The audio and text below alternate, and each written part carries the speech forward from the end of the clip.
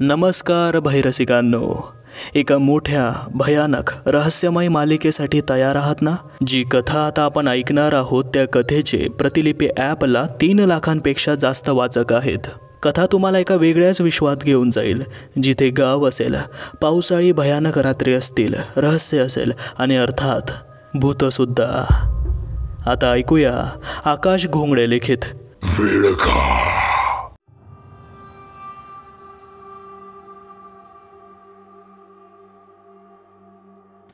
पक्ष्यांच्या किलबिलाटाने आज त्याला लवकरच जाग आली.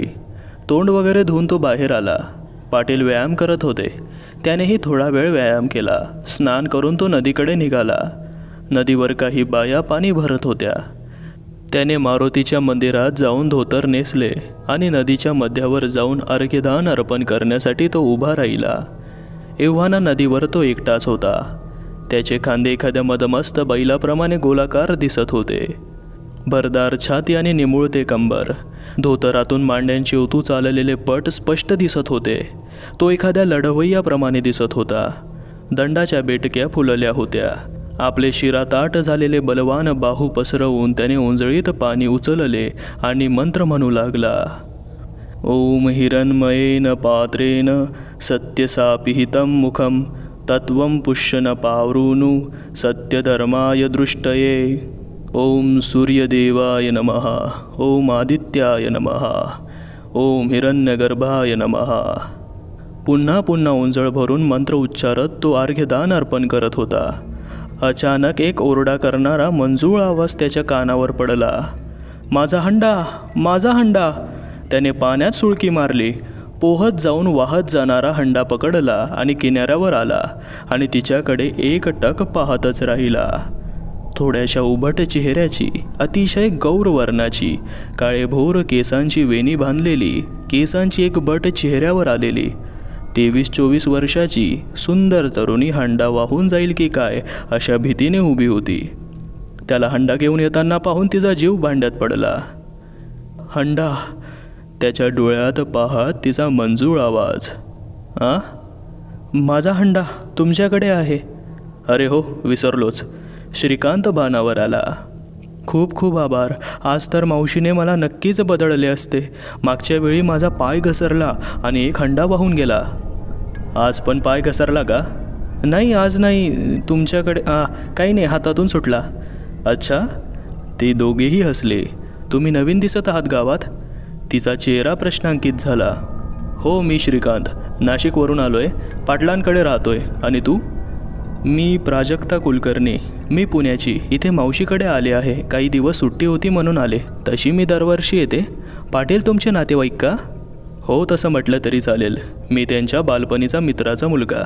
थोडं काम होतं म्हणून आलोय. मी जरा कपडे बदलवून येतो, असे बोलून तो मंदिरात गेला. कपडे बदलवून तो बाहेर आला. तिने हंडा भरला होता.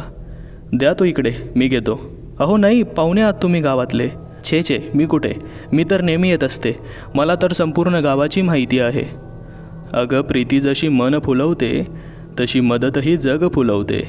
बरं घ्या. मग नंतर म्हणू नका की गावात माझ्याकडून काम करून घेतलं. दोघेही खळखळून हसली आणि गावाकडे निघाली. बरं, मग तू पुण्यात काय करतेस? मी मेडिकलच्या शेवटच्या वर्षाला आहे. आमचे कॅम्प जातात. मागच्या महिन्यात मी पुण्याजवळच्या एका खेड्यात काम केले. आता दुसरा ग्रुप गेला आहे. मग घरी बसण्यापेक्षा मी पुस्तकं वगैरे सगळा बापट पसारा घेऊन इथे आले. मला डॉक्टर्सबद्दल खूप आदर वाटतो. देवाचं दुसरं रूप वाटतात ते मला. अर्ध्या जगाला वाटते की दुसऱ्याकडून सेवा करून घेण्यातच खरे सुख आहे. परंतु खरे तर दुसऱ्याची सेवा करण्यातच खरे सुख आहे. आणि सुखी व्हायचा उत्तम उपाय म्हणजे आत्मनिग्रह. जर पैसेच कमवण्यासाठी कोणी सेवा करत असेल तर त्या सेवेचा काही अर्थ राहत नाही. उलट तो एक व्यापार होतो. प्राजक्ता म्हणाली. आणि तुम्ही एखाद्या धनाढ्य व्यापाराचे लाडके चिरंजीव वाटतात तुम्ही. तिने चेहऱ्यावर हात ठेवून हसू दाबण्याचा प्रयत्न केला. तुला कसं कळालं? वागण्या बोलण्यावरून. आणि एवढी शरीरयष्टी कमावली आहे. कुण्या गरिबाचं काम नाही. व्यायामशाळा आणि एवढं सात्विक जेवण करण्याचं. सात्विक शब्दावर जोर देत ती म्हणाली. नाही असं काही नसतं.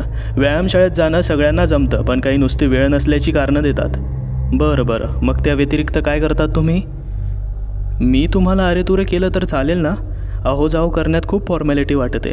हो नक्कीच. मी आर्किओलॉजिकल सर्वे ऑफ इंडियामध्ये कामाला आहे. ॲस्ट्रॉलॉजीमध्ये PhD झाली आहे आणि पॅरानॉर्मल इन्व्हेस्टिगेटर म्हणूनही काम करतो. ओहो, अच्छा. तर मग तू या होणाऱ्या घटना आहेत त्यावर काम करायला आला आहेस तर, बरोबर ना?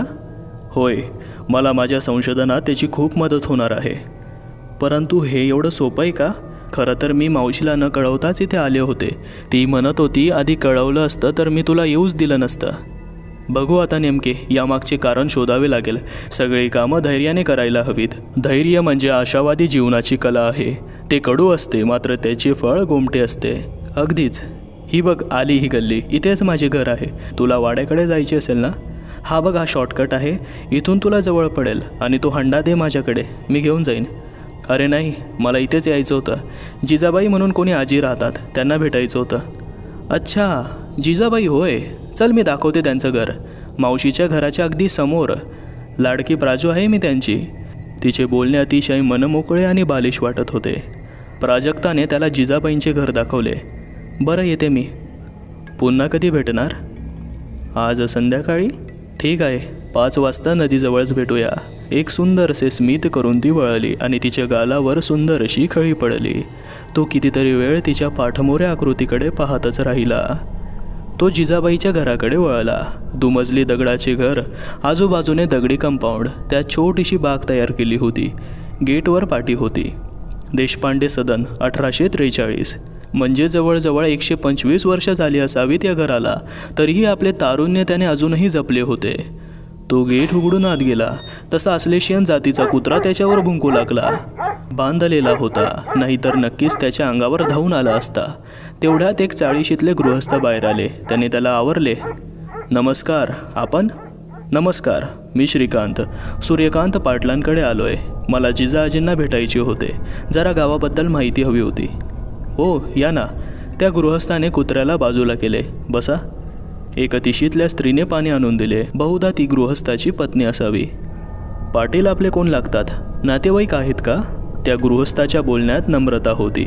नाही, मी त्यांच्या बालपणीचा मित्राचा चिरंजीव. कशासाठी हवी होती माहिती, कृपया सांगू शकता का?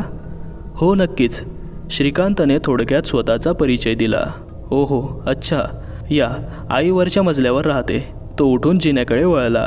घर आतून नवीन पद्धतीने सजवले होते. त्यावरून ते धनाढ्य असावे असे वाटत होते. ते लाकडी जिन्याने वर जाऊ लागले. श्रीकांतही त्यांच्या मागोमाग वर आला. वरची खोली तशी टापटीप, सर्वत्र लाकडी फर्निचर, मोकळा प्रकाश. खिडकीजवळ एक पलंगावर जिजाजी हातातली रुद्राक्षाची माळ जपत बसल्या होत्या. गौरवर्ण, पांढरे शुभ्र केस, लाल रंगाचे सुती लुगडे, साधारणतः 85 ओलांडलेल्या असाव्यात. चेहऱ्यावरचे भाव अतिशय शांत होते. आई? त्यांनी वर पाहिले. माळ दोन्ही डोळ्यांना लावून थरथरत्या हातांनी बाजूला टेबलावर ठेवली. तो गृहस्थ आजीच्या पाया पडला. लागले श्रीकांतनेही त्याचे अनुसरण केले. आजी, हा श्रीकांत तुला गावाबद्दल विचारायचं म्हणतोय. ये बाळा, बस. कुठला तू? अतिशय क्षीण आवाजात त्या बोलत होत्या. मी नाशिकचा. असं होय, माझी लहान बहीण पण नाशिकलाच दिली आहे. अरे वा, म्हणजे आपले नाते जवळचे आहे तर, एकाच गावाचे. हो, तसंही समजलास तरी चालेल. बरं, काय विचारायचं होतं तुला? तुम्हाला तर माहीतच असेल, गावावर काय संकट आले आहे त्याविषयी काही माहिती मिळते काय? यावर पाटील म्हणाले, तुम्हाला गावाचा इतिहास माहीत आहे आणि मलाही वाटतं की या सर्व घटनांमागे काहीतरी इतिहास असावा. एकाएकी अशी भयानक शक्ती उदयास येणे मला तरी शक्य वाटत नाही. मला पण ऐकायला आलं त्याबद्दल. बरं, मी सांगते ऐक. त्यांनी टेबलावरचा ग्लास उचलण्याचा प्रयत्न केला. श्रीकांतने त्यांना हळूच पाणी पिण्यास मदत केली.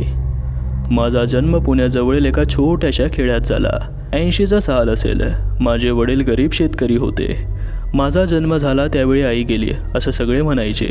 मला 2 भाऊ आणि आम्ही 2 बहिणी. मी अतिशय खोडकर होते आणि सर्वांची लाडकी.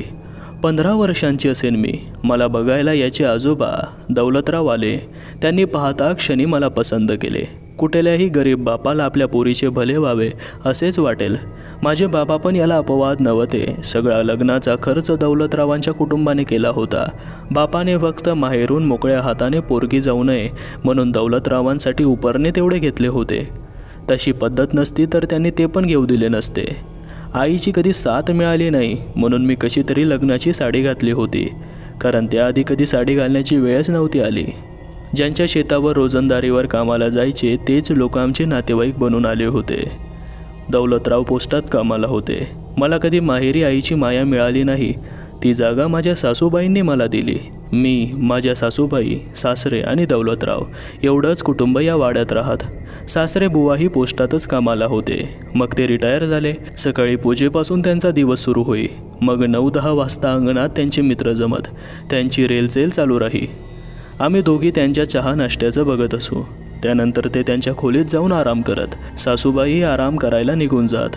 दौलतराव तर सकाळी 9 वाजता कचेरीत जात असत. पण ते नेहमी 8 वाजता उठायचे. मग आवरताना घाई करायचे. मी कामाला तशी चपळ होते.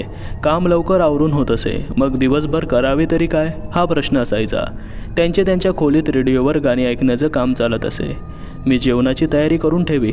बरोबर 11:30 वाजता दोघेही जेवणासाठी येत. जेवण करून पुन्हा आपापल्या खोल्यांमध्ये निघून जात. मग मी याच खोलीत येत असे. इथून पुढची खोली म्हणजे वाचनालय म्हटले तरी चालेल. दौलतरावांना वाचनाची खूप आवड होती, म्हणून त्यांनी त्यांच्या खोलीजवळच खास पुस्तकांची सोय केली होती. मीही कधी एखादे पुस्तक चाळत बसायचे. मी कधी शाळेत गेले नव्हते, पण दौलतरावांनी मला थोडेफार वाचायला शिकवले होते. मग तशीच झोप लागे. बरोबर 4 वाजता सासू सासरे हातपाय धुवून किचनजवळच्या डायनिंग टेबलवर गप्पा मारत बसत. मग त्यांना चहा देणे, कपबशा आवरणे यातच 5 वाजून जात. मग दोघं कंपाऊंडमध्येच खुर्चीवर गप्पा मारत बसत. 6 पर्यंत दौलतराव येत असत. त्यांचा चहा, मग स्वयंपाक आणि जेवण यात 10 वाजून जात असत. असाच काहीसा नित्यनियम होता. तसे ते कुटुंब सगळ्यांपासून दूर राहणारे. कधी कोणी नातेवाईक आले नाही की कोणी अनोळखी. तीच ती रोजची 2-4 ठरलेली डोकी. या व्यतिरिक्त कोणीच नाही. पैशाची अडचण तर कधी आलीच नाही. कुठून यांच्याकडे एवढं धन येत होतं तेही कधी कळलं नाही. मी नेहमी घरातच असायची. कधी कुणाच्या गावी किंवा कुठे फिरायला गेलो तेही आठवत नाही. कधीतरी दौलतराव नदीवर फिरायला घेऊन जात तेवढंच, आणि 1-2 लग्नांना गेले असेल त्यांच्यासोबत. पण सगळीकडे श्रीमंत बायका, त्यांचे लखलखणारे दागिने, नुसतं प्रदर्शन आणि बडेजाव. त्यामुळे सासूबाईंनीही मला एकदा मी बाहेर एका कार्यक्रमासाठी तयार होत असताना खूप सारे दागिने काढून दिले आणि म्हणाल्या, मला माझ्या सासूने दिले होते, आता मी तुला देते. आजपासून यांच्यावर तुझा अधिकार. जोडवे, बांगड्या, पोहेहार, पैंजण असे खूप सारे दागिने. मला काय करायचं एवढ्या दागिन्यांचं? मी नको म्हणत होते, तरी त्यांनी मला बळजबरीने दिले आणि स्वतः माझ्या गळ्यात हार घालून दिला. कधी एवढं सोनं पाहिलंही नव्हतं. पाहणं सोड, कधी विचारही केला नव्हता. तसा दौलतरावांचा स्वभाव खूप छान होता. त्यांचे बोलणे अतिशय गोड आणि हळू होते. ते कधी चिडले असतील हेही मला आठवत नाही. मी एकदा बाबांना भेटायला गेले होते. लहान बहिणीचे लग्न जमले होते. तिला नाशिकला देणार होते. कुणीतरी प्राध्यापक होते ते. बाबांची ती भेट शेवटची ठरली. त्यानंतर पत्र आलं की ते गेले.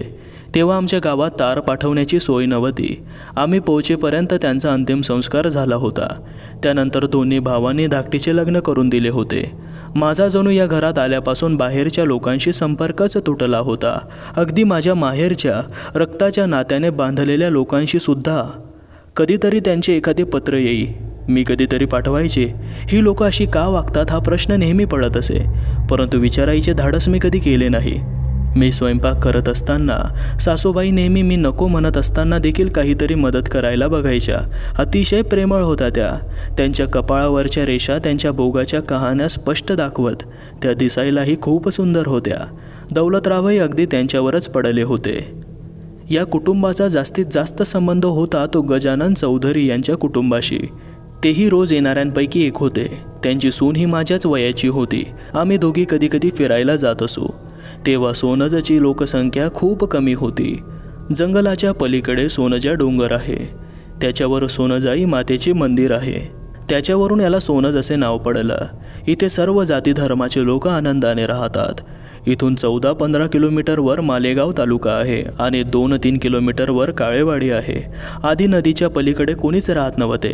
आता काही वर्षांपूर्वी आदिवासी राहायला गेले. नदीजवळ मारुतीचे मंदिर, गावात शंकराचे आणि शाळेच्या मागे श्रीरामाचे सुंदर मंदिर आहे. त्याला लागूनच व्यायामशाळा आहे. माझं लग्न झालं त्याच्या आधीपासून ही मंदिरं आहेत आणि रोज सकाळी पूजा अर्चा आणि संध्याकाळी हरिपाठ होत असे. कदाचित आता हरिपाठ होत नसावा. कधीचा कानी आला नाही. त्या काळी टाळ, मृदंग यांचा मधुर आवाज कानी येत असे. गावात प्रवेश करताना एक दगडी कमान आहे. गावाच्या प्रवेशद्वारावर एक संगमरवरी शिलालेख आहे. त्यावर 48 साली गावात दरोडेखोरांची टोळी आली होती. त्यावर गावातल्या सर्व लहान थोरांनी मुकाबला केला होता. स्त्रियांनीही त्यांच्या डोळ्यात मिरचीपूड घातली होती. त्या टोळीपैकी 4 तर यमसदनी पाठवले. त्यांच्या धाडसाची कहाणी लिहिली आहे. गावात जर तू फिरला असशील तर तुला वेगवेगळ्या गल्ल्या दिसल्या असतील. त्यांना मधली गल्ली, वरची गल्ली, खालची गल्ली, होळी चौक असं म्हणतात. ही वरची गल्ली आहे. आता कुठे परिस्थिती सुधारली आहे. आधी तर सर्व घरे मातीची, सारवलेली, छताला कापड पाचट टाकलेली असायची. शंकराच्या मंदिराजवळ दगडी शाळा आहे. ती न्यू इंग्लिश स्कूल सोनच. माझ्या लग्नाच्या दुसऱ्याच वर्षी तिचं बांधकाम सुरू झालं होतं. त्याआधी शाळा खूप छोटी होती. व्यायामशाळेच्या जवळ होती आधी. भूमिगत गटार बांधलेले प्रगतशील गाव म्हणून ओळखले जाते हे गाव. यात पाटलांचाही खूप मोठा हात आहे. माझ्या लग्नाच्या आधीपासून दरवर्षी गावात सप्ताह आयोजित होत असत आणि ती परंपरा आजही सुरूच आहे. पांडुरंगाचे, कल्याचे कीर्तन आणि महाप्रसादाचे आयोजन होत असे. पंचक्रोशीतल्या सर्व गावांना आमंत्रण दिले जाई आणि त्यांचे स्वागतही केले जाई. गावात दरवर्षी रामनवमीला जत्रा भरते आणि त्याचं मुख्य आकर्षण म्हणजे भोवाडा. यात तरुणांना आपले कलागुण सादर करण्यात हक्काचे व्यासपीठ मिळे. त्यात तंट्या भिल्ल हे पात्र खूप लोकप्रिय आहे. त्याचा संवाद लोकांना हसवत असे. कुस्त्याची दंगल आणि बाळूमामाच्या टपरीवरची जलेबी आणि शेवर एवढी प्रसिद्ध आहे. गाव नेहमी एक दुसऱ्यांच्या सुखदुःखात एकत्र येतो.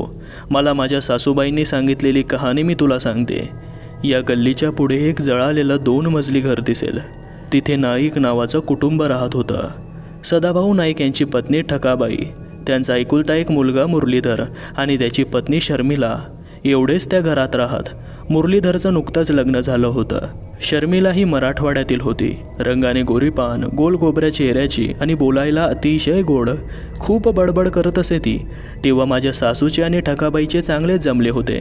एकमेकांच्या घरी ये जा चाललेली असायची. दोन्ही कुटुंबाची चांगली जवळीक होती. सासरेबुवा आणि सदाभाऊ दोघेही सरकारी नोकरी करत होते. त्यामुळे चांगले मित्र झाले होते. माझंही नुकतंच लग्न झालं होतं. मुरलीधरने शर्मिलाला पाहताच लग्नाला होकार दिला होता. तिचे वडील एक धनाढ्य व्यापारी होते. ती त्यांची एकुलती एक कन्या होती.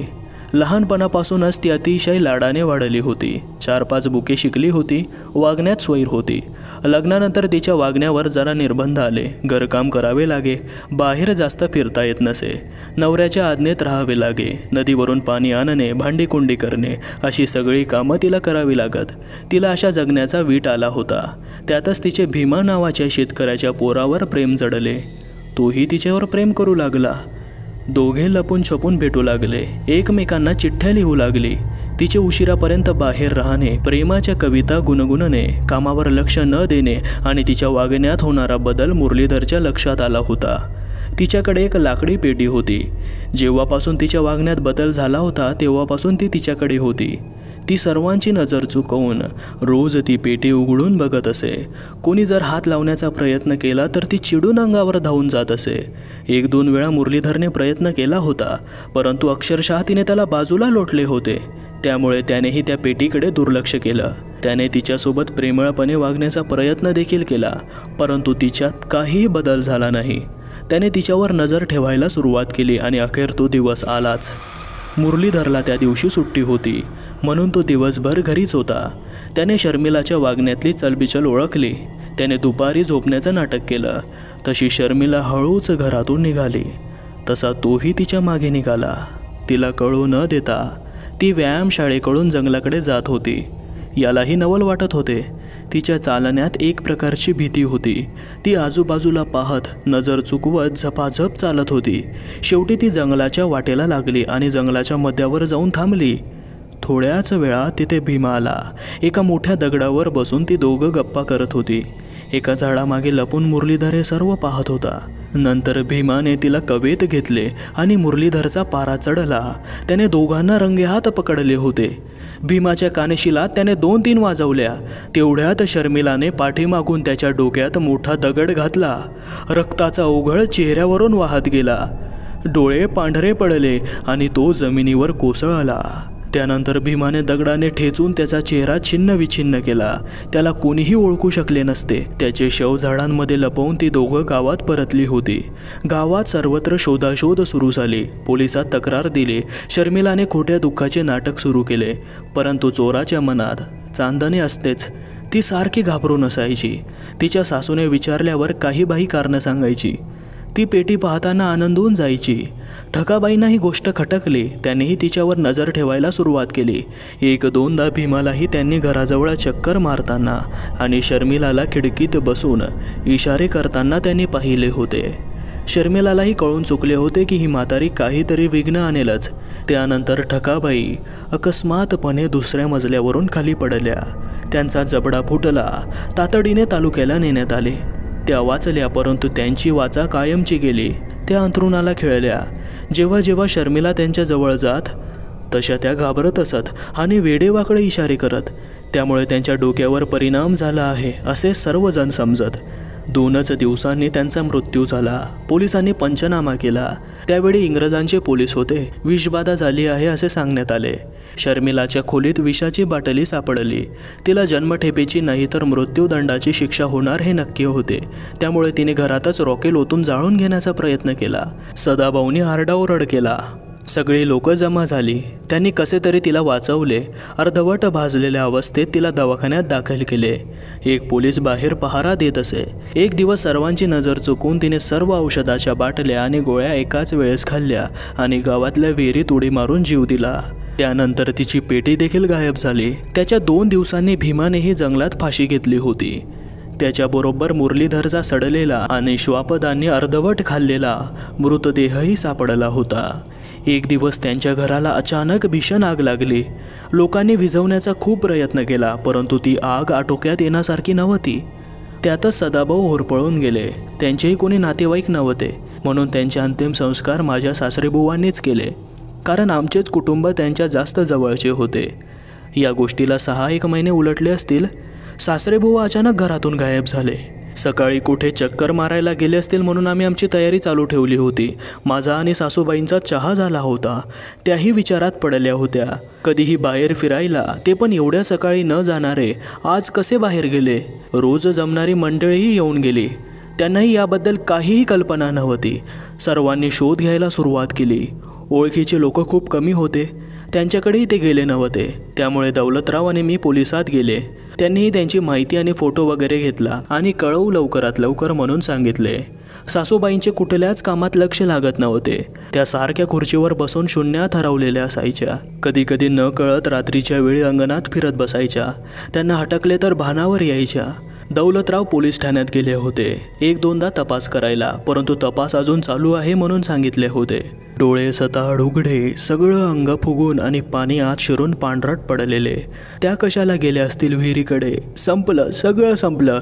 मी मटकन खाली बसले. आता जगण्यात काही अर्थ होता का? ज्यांनी आपल्याला एक संसार दिला, एक वेगळी ओळख दिली, तेच जर आपल्याला सोडून जात असतील तर आपण तरी उरलेल्या आठवणींवर ओशाळून का जगावं? मस्तक जड झाले होते. कोणीतरी मला समजवण्याचा प्रयत्न करत होते. मी रडत होते की फक्त खाली बसले होते तेही कळत नव्हते. मला तर जगायचे नव्हते. निदान माझ्या पोटात वाढणाऱ्या, ज्याने अजून या अगम्य अगतिक जगाचा एकही क्षण अनुभवला नव्हता, त्याच्यासाठी तरी. जोशीबुवांनी सगळे विधी पार पाडले. माझ्यात काहीच त्राण उरले नव्हते. 4-5 दिवस झाले असतील. जोशीबुवा वकिलांना घेऊन आले होते.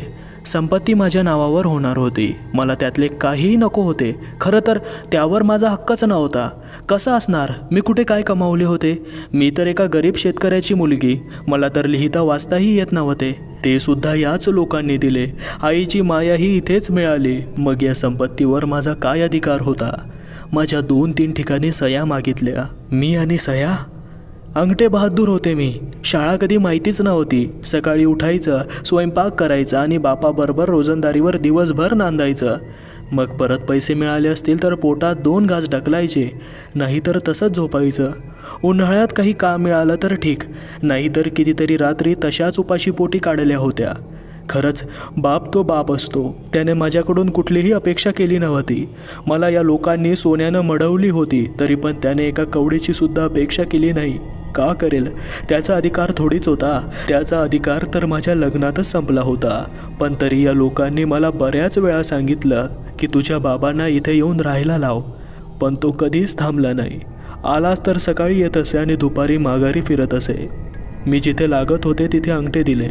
त्यांना चहा बनवण्यासाठी आत गेले. चहा घेऊन आले तेव्हा एक हवालदार त्यांच्यासोबत बसला होता. मी माझा चहा त्याला दिला. त्याने तो नाकारला. तुम्हाला लगेच पोलीस स्टेशनमध्ये बोलावलंय म्हणून सांगू लागला. काय काम असेल? असं अचानक का बोलावलं? दौलतरावांचा काही पत्ता? माझा एकाकीपणा तरी दूर होणार होता. मी तिथे पोहोचले तेव्हा पोलिसांनी डोक्यावरची टोपी काढून टेबलावर ठेवली. आम्हाला एक मृतदेह सापडला आहे. त्याची ओळख करण्यासाठी तुम्हाला बोलावली आहे. मला का बोलावलं असेल? माझा आणि त्या मृतदेहाचा काय संबंध? मन किती चलबिचल असते ना, नको ते विचार पटकन येतात. यांना आवर घालणे एवढे सोपे असते का? 3 पोलीस मला आणि जोशीबुवांना एका खोलीत घेऊन गेले.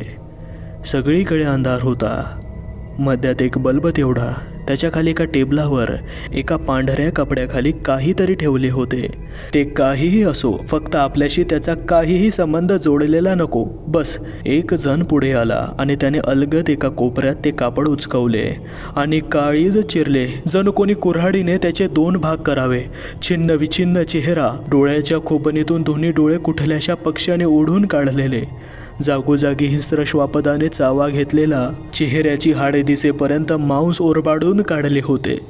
मी खाली बसले. मला एका हवालदाराने पाणी आणून दिले. डोळ्यातून आसवे सारखी वाहत होती. जोशीबुवांनी पूर्ण कापड उचलले. पायाची फक्त हाडे राहिली होती. छातीचा पिंजरा स्पष्ट दिसत होता. फाशी घेतली होती म्हणे. कोण्या हिंस्त्र श्वापदाचं काम असावं. त्यांचे अंतिम संस्कार झाले. आता मी घरात एकटीच राहिले होते. का झालं हे अघटित? आणि माझ्याच वाट्याला का? सासूबाईंनी मला एकदा सांगितले होते की ही गोष्ट मी कोणालाही सांगितली नाही, फक्त तुला सांगते. मी तुझ्या सासरी बुवांनाही सांगितली नव्हती. मला काही आवाज येतात, ते खुणावतात.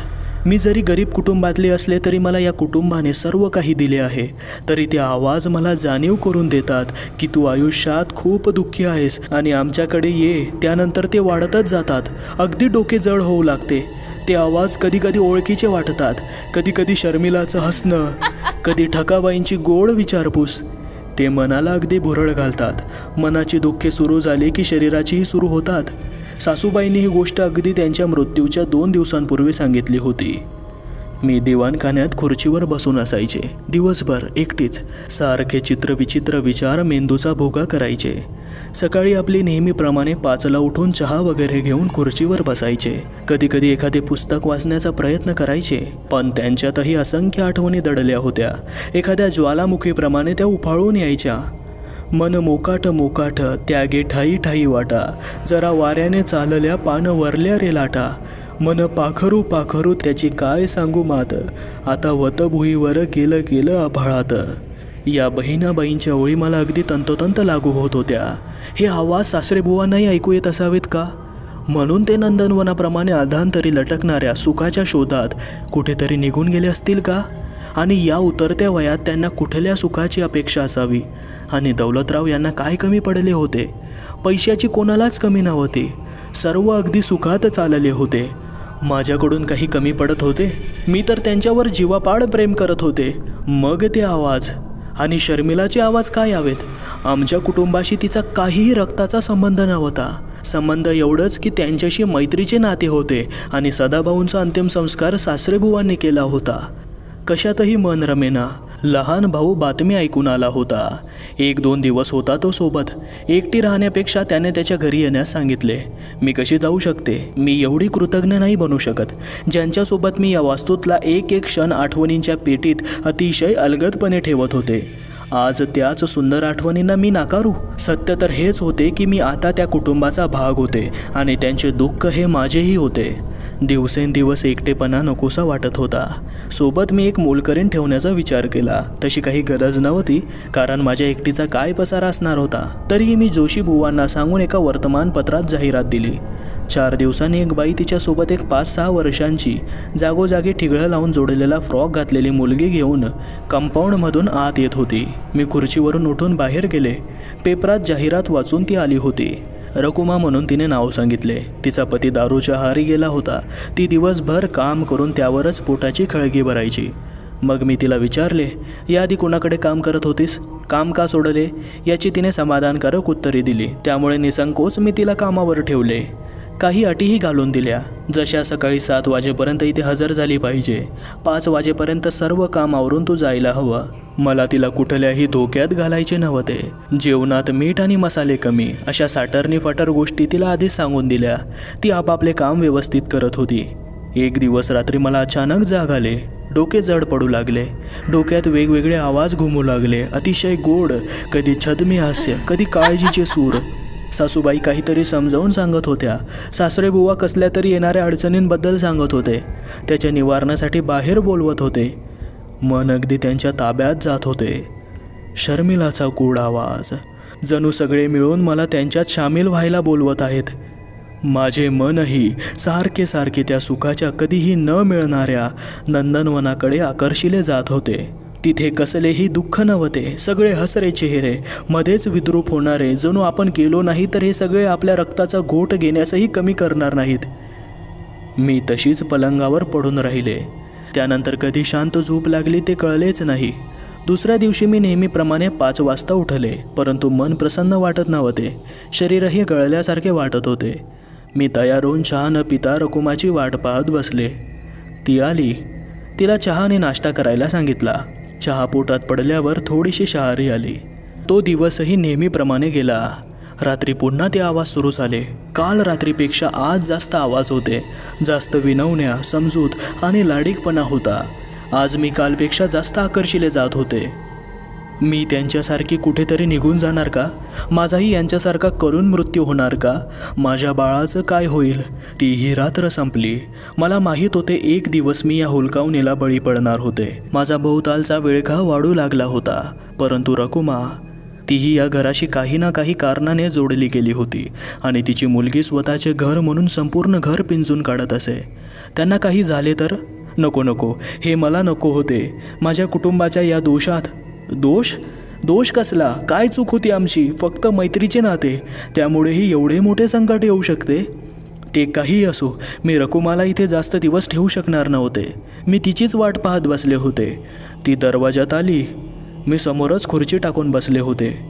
कदाचित माझ्या डोळ्यातले नेहमीपेक्षा थोडे वेगळे भाव तिने ओळखले असावेत. ती दरवाजात क्षणिक थिजली. पुन्हा किचनकडे वळली. मी तिला थांबवले. उद्यापासून तू कामावर येत जाऊ नकोस. मी उद्यापासून 6 महिने गावी जाणार आहे. मी आल्यावर पुन्हा तुला बोलावून घेईल. तिला 3 महिन्यांचा पगार आधीच देऊन टाकला. सूर्य जसा मावळतीला येत असे तसे तसे काळीज रडायला लागी. नको होत्या मला त्या वेदना. माझ्या बाळाच्या मनावर त्याचा काय परिणाम होणार होता? 5 वाजले होते. उन्हाळ्याचे दिवस होते. अजूनही ऊन पडले होते. रकुमा जाताना माझ्या खोलीत आली. येते, पुण्यांदा गरज पडली तर मलाच बोलवा म्हणून सांगून गेली. तिची गरज पडणार होती का? मी आजच निघून गेले तर? आज या आवाजाने मला एकटे पाहून वास्तविक रूप धारण केले तर? आणि माझ्या प्रत्यक्षात समोर येऊन मला भुरळ घातली तर? मी सारखा नको तो विचार करत होते. काहीतरी वाचावं म्हणून मी सरळ वाचनालयाच्या खोलीकडे गेले. कसले तरी पौराणिक कथेचे पुस्तक होते. थोडा वेळ वाचले, बरे वाटले. ते ठेवून तसेच त्या खोलीत गिरटे घालू लागले. 2 भिंतींना 2 मोठी कपाटे. एका भिंतीला दरवाजा आणि एकीला एक लाकडी खिडकी. तिच्याजवळच एक लाकडी टेबल. त्याच्यावर एक टेबल लॅम्प आणि एक लाकडी खुर्ची. या व्यतिरिक्त काहीच नव्हतं त्या खोलीत. पण तरी त्या खोलीत मला हायसे वाटे, जरा शांत वाटे. मी कधी नव्हे सहज कपाटांचे खालचे कप्पे उघडून पाहू लागले. काही फाटकी जीर्ण झालेली पुस्तके होती आणि एका कोपऱ्यात एक खोके दिसत होते. 2 विधभर होते ते. कुतूहलापोटी मी ते बाहेर काढले. त्यावर धूळ जमा झाली होती. ती पुसली. अतिशय सुंदर नक्षीकाम केलेले ते खोके होते. त्यावर मखमलीची लाल रंगाची फीत होती. इंग्रजी भाषेत काहीतरी लिहिले होते, पण तिच्याकडे पाहून ती नक्कीच कोणीतरी दिलेली भेटवस्तू होती. मला काही ते वाचता येत नव्हते. मी ते खोके उघडले. त्यात सुंदर अशी श्रीकृष्णाची मूर्ती होती, बासरी वाजवताना. कधी काळी लहान असताना माझा बाप मला बाळकृष्णाच्या गोष्टी सांगायचा. मी ती मूर्ती खाली आणली. दिवाणखान्यात एका टेबलावर ठेवली. बाहेरून जास्वंद आणि गुलाबाची फुलं आणली. ती त्याच्यासमोर ठेवली. घरात दिवाही नव्हता. या घरात धार्मिक लोकच नव्हती. ना दिवा ना दिवारा, ना कधी कसला उपवास, ना कुठला नवस, ना कुठे मंदिरात जाणं, काहीच नाही. मग दिव्याची अपेक्षा का ठेवावी? किचनमध्ये जाऊन मी कणकेचा दिवा बनवला. त्यात तेल टाकून तो पेटवला. त्या मिनमिनत्या प्रकाशात सुंदर गोपाळाचे पिवळे पितांबर चमकत होते. अतिशय रेखीव आणि मनाला एक वेगळ्याच प्रकारची शांतता देणारी होती ती मूर्ती. मी कितीतरी वेळ तिच्याकडे पाहत बसले. मी मनापासून हात जोडले आणि जेवण करायला बसले. त्या रात्री न जाणो का मला कुठलेही आवाज ऐकू आले नाही. दुसऱ्या दिवशी सकाळी मी पुन्हा त्या मूर्तीसमोर फुले वाहिली आणि दिवा लावला आणि कितीतरी वेळ तशीच पाहत बसले. आज रकुमा येणार नव्हती. कामं मलाच आवरावी लागणार होती. मी माझ्या कामात गुंतले.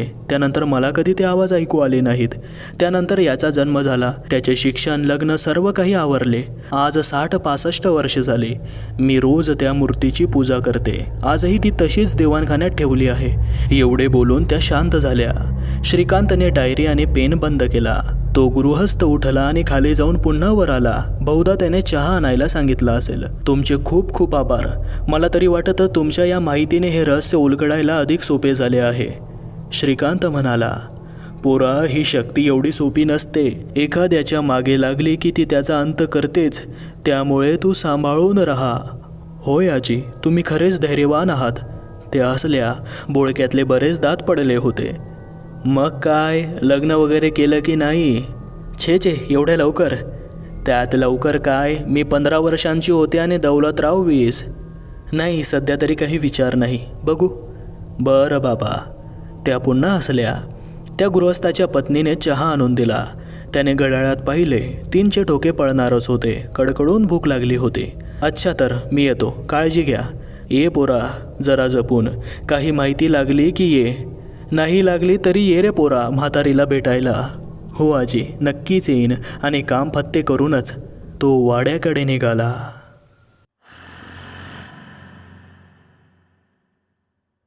आजचा भाग खास तुमच्यासाठी मोठा केला होता.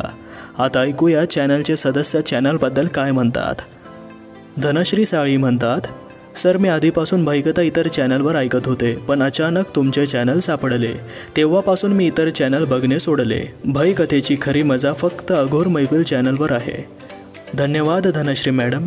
तुमची साथ चॅनलसाठी खूप महत्त्वाची आहे. तुम्ही चॅनलच्या पहिल्या व्हिडिओपासून नेहमी सोबत आहात आणि तुमची ही सोबतच जास्तीत जास्त काम करण्याची आम्हास प्रेरणा देते.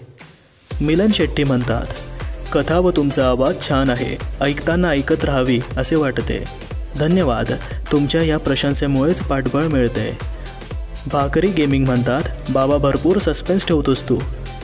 सरांचे नाव माहीत नाही, परंतु सर आधीपासून चॅनलशी जोडून आहेत. सस्पेन्स ठेवण्याचे श्रेय लेखकांना जाते. धन्यवाद सर. तुमच्या सपोर्टमुळेच आपले चॅनल मोठे होत आहे. अपर्णा कांबळे म्हणतात, कथा खरंच भयप्रद आहे. ऐकताना अंगावर काटा येतो. सादरीकरण उत्तम, आवाज पण छान आहे. धन्यवाद अपर्णा मॅडम. सारिका मॅडम म्हणतात, खूप छान स्टोरी आणि आवाजही छान आहे सर. मनापासून आभारी आहोत सारिका मॅडम. श्वेता मॅडम म्हणतात, I actually don't know to speak Marathi much and don't understand also everything, but I must agree my Marathi is improved after hearing your stories. Your story narration is amazing.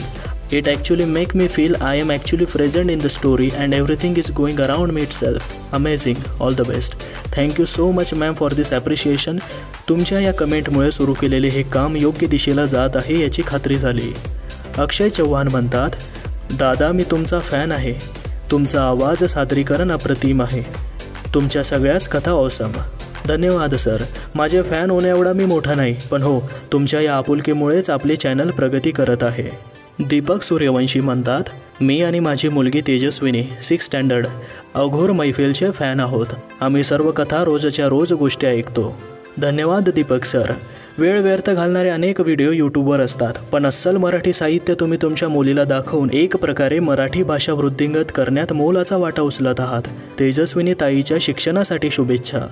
Deepali Gaikwad म्हणतात, तुमच्या सगळ्या कथा मी ऐकल्या आहेत. खूप छान असतात आणि तुमच्या कथेतील भूतं पण एकदम दर्जेदार असतात. Thanks dear. धन्यवाद दीपाली मॅडम. तुम्हीसुद्धा खूप आधीपासून चॅनल बघत आहात. मनापासून आभारी आहोत.